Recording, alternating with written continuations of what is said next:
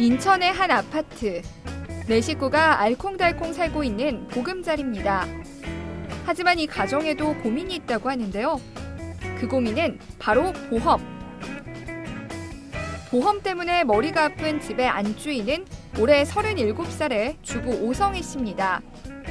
올해 결혼 7년차 두 아이의 엄마인데요. 유치원에 다니는 7살 아들과 한참 애교가 늘고 있는 5살 딸은 성희 씨 행복의 이유입니다. 직장에 다니고 있는 남편의 수입은 연봉 4천만 원 정도. 이 돈으로 재테크는 어떻게 하고 있을까요? 저희는 재테크는 하나도 못하고 있고요. 저축도 못하고 있어요. 저축이 없다고요? 따로 저축을 하고 있지 않고 오로지 보험만 들고 있다고 하는데요. 근데 이거는 이제 보장성 보험이거든요. 근데 지금은 10년이 끝났기 때문에 80세가 되면 환급된다고 하더라고요, 원금이요. 10년 납입이 끝난 이 보험은 단지 시작일 뿐입니다. 저축이 없는 성희 씨 가족은 모두 보험을 가지고 있는데요. 성희 씨와 남편 각각 한 달에 6만 원씩, 여기에 아들 보험 5만 원, 딸 보험 6만 원. 여기서 끝이 아닙니다. 혼자 계시는 시아버지 보험 20만 원까지 모두 5식구인데요. 보험금으로 나가는 돈만 한 달에 50만 원 정도입니다.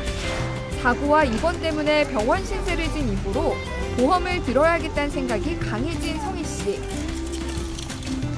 좀 폐가 좀 안 좋아서 겨울이나 좀 찬바람이 불면 바로 기침 많이 하고 입원까지 좀 많이 하는 편이에요. 그래서 좀 어리다 보니까 좀 다치거나 아프거나 할 일이 많아서 실비를 많이 들어놓은 편이에요. 병 때문에 갑자기 큰 돈이 나갈 수도 있다는 생각에 오로지 보험에만 집중하고 있습니다. 저축이나 펀드와 같은 재테크 없이 오직 보험만 하고 있지만 생활비는 남는 법이 없습니다.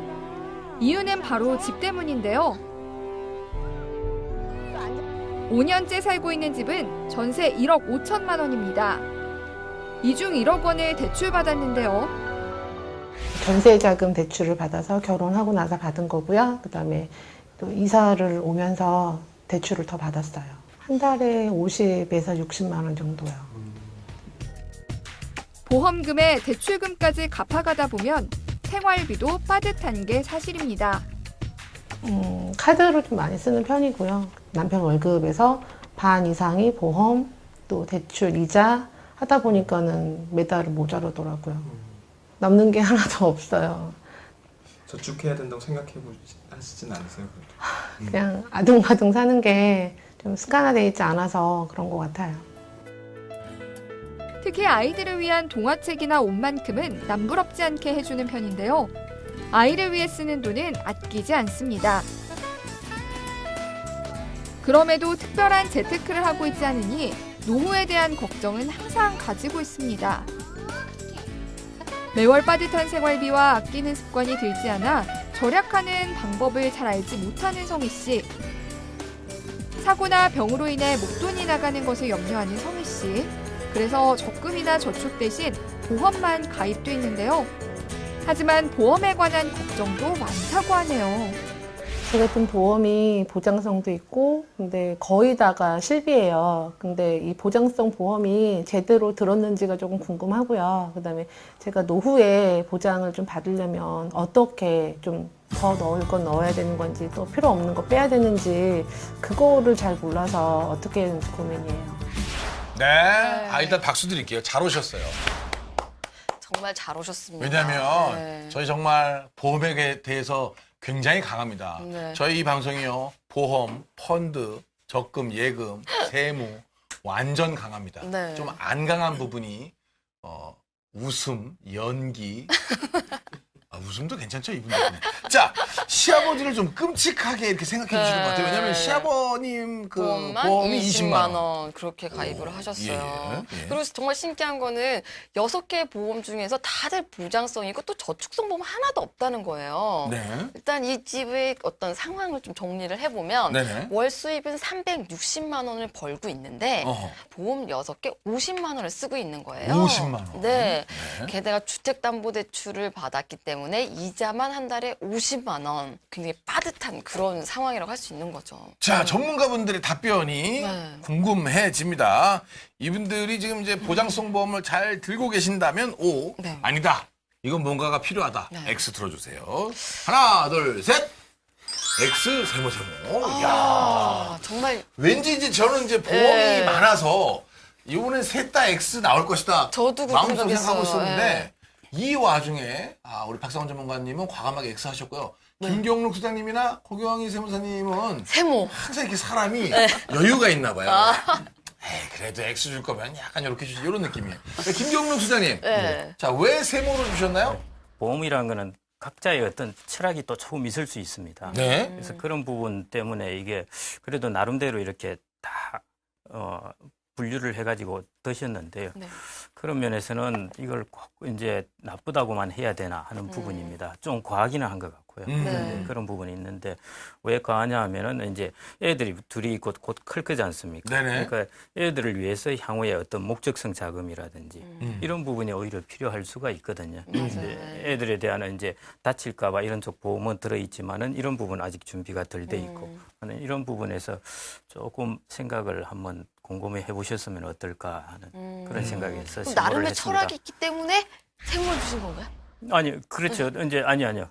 그래서 아예 X는 안 하고 이제 세모를 한 거고 네. 그렇다고 아주 많은 건 아니니까 왜냐하면 시아버님 이제 20만 원인데 사실 나이 드시면 아까 얼마 전에도 그 신문에도 났습니다마는 그 돌아가시기 한 1년 동안 쓰는 그 의료비가 평균 의료비의 12배가 된다고 네, 그랬어요. 요즘 신문에 굉장히 많이 나오고 저 있더라고요. 의료비는 네. 결국 나중에 부담을 해야 되는데 그 부분을 저렇게 보험료로 일단 내가지고 나중에 커버할 수가 있으니까요. 아. 그래서 그런 면을 본다면은 세모 정도로 일단 고빈 그렇습니다. 세무사님 예. 세모 드셨는데 아니, 저는 먼저 그 시아버님 보험을 20만 원 지금 납입하고 계신다고 하셨는데 네네.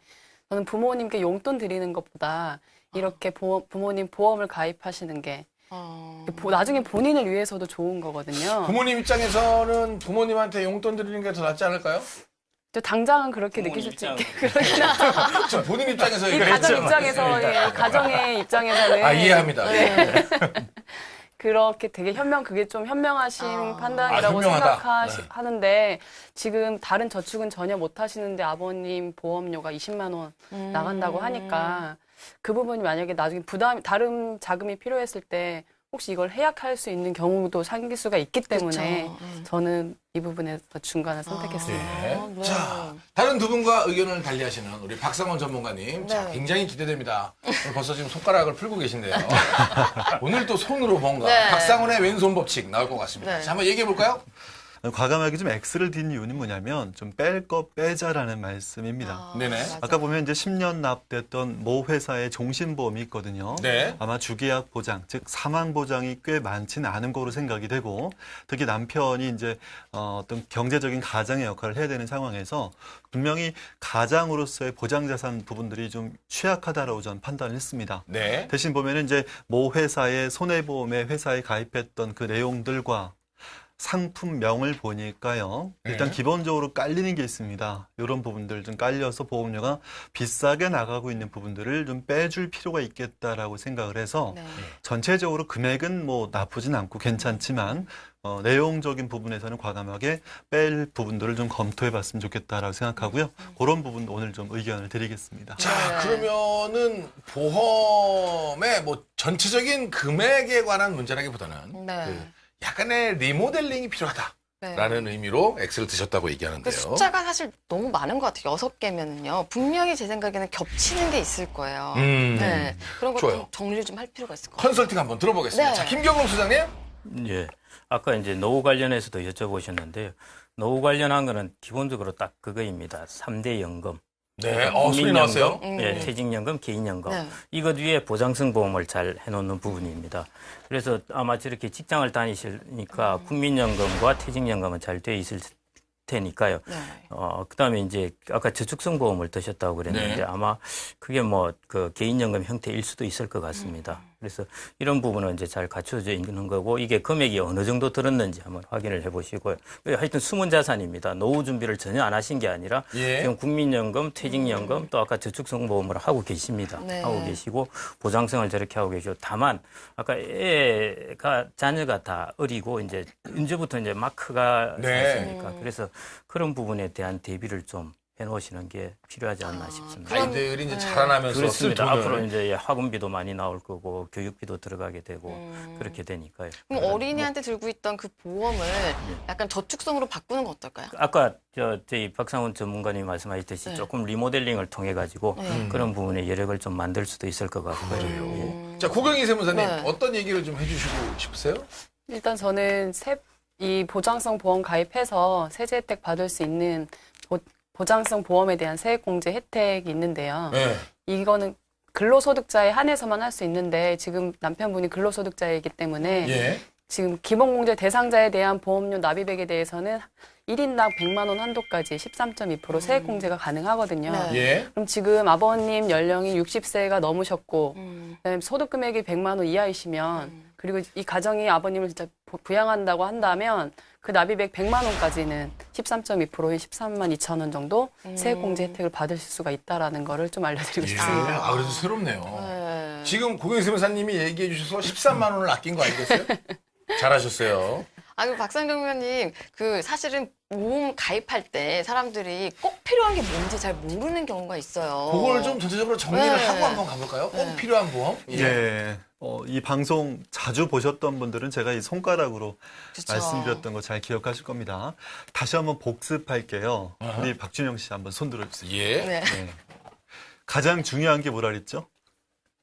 실비보험이요. 네. 그 다음에 중요한 게 그것만 중요하지 않아요? 암하고 뇌졸중. 암, 뇌졸중 3대 그 중증, 그렇죠. 중증 뭐 특이한 3대 성인병. 성인병. 예. 암하고 뇌졸중하고 암, 뇌졸중, 심근경색. 심근경색, 그 다음에 마지막 이 새끼손가락은 후유장애입니다. 네, 휴유장애. 요 5가지 정도는 꼭 있어야 되는데 불필요한 거 몇 가지가 있을 겁니다. 제가 회사 명도 받고 상품 명도 받거든요. 기본적으로 깔리는 게 있습니다. 질병 사망, 또한 적립보험료, 또 세 번째 일당을 빼십시오.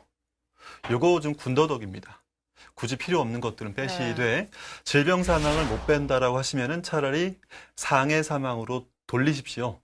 질병 사망을 보험료가 비쌉니다. 한 3천만 원 정도 보장받겠다고 2만 원 돈 보험료를 내지 말고 차라리 상해 사망으로 돌려서 비싼 보험을 빼시면 될 것 같고요. 일단 굳이 필요할까요? 하루에 2만 원씩 받는다고 해서 열을 입원해봐야 20만 원 받잖아요. 2만 원씩 받는 돈을 2만 원씩 내면서 20년 동안 내야 될 이유가 없죠. 어허. 네, 일당 같은 건 빼십시오. 특히 8월 달부터 시행됐던 게 노후 실손보험이 있습니다. 아버님 보험 부담되실 것 같아요. 저렴하게 노후 실손비 3만 원짜리로 갈아타십시오. 그리고 여기에 실비가 있다란 모르겠지만 실비도 저는 노후 실손으로 갈아타는 부분들도 검토해 봤으면 좋겠습니다. 단 건강하시다면 그리고 노후 실손비를 가입할 수 있다라면 과감하게 조정하셨으면 좋겠고요. 자, 노후 실손비 짧게 말씀드리면요. 좋습니다. 가입할 수 있다라면 정말 좋습니다. 1억까지 보상이 됩니다. 입원비 1억까지 보장이 되고 통원비도 100만 원까지 보장이 됩니다. 우리가 보험을 큰 위험에 대비하는 거로 가입하는 거라면 노후 실손비로 저렴하게 갈아타는 부분들을 검토해 보셨으면 좋겠는데 꼭 가입하고 나서 기존 보험들을 리모델링 하시면 좋겠습니다. 아니, 그러면 보험회사에 전화를 해요? 아니, 제가 그래서 제가- 가지고 나왔어요. 이거 어떻게 오. 말씀하신 거를 잘 안 보이시겠지만 사실은 이 일반 분들이 잘 모르시는 게 내가 가입한 보험이 단독보험인지 통합보험인지를 몰라요. 근데 단독보험이 있고 통합보험이 있어요. 네, 제가 가입한 보도 사실 저도 몰랐는데 통합보험인 거예요. 아, 이게 본인 거예요? 네. 근데 거기 보시면 그럼 또 자랑하려고 본인 거 아니요, 갖고 온 아니요. 거예요? 제가 그냥 알려드리는 게 이게 얼마나 그래요? 어려운 건지. 여기 각종 얘기들 많이 써서 일반 상해 사만 담보, 일반 상해 80% 이상 휴유장애 담보. 굉장히 어려운 얘기들이 쫙 돼 있는데 이거를 꼼꼼히 살펴보셔야지만 말씀하신 게 들어있는지 없는지를 또 알 수가 있는 거예요. 네, 그리고 계속 말씀을 하셨는데 사실 저 같은 싱글한테는 또 필요 없는 것들이 또 있잖아요. 그러니까 연령별로도 자기가 꼭 필요한 보험이 뭔지를 생각을 해서 리모델링 하실 때 참조를 좀 하셔야 될 것 같아요.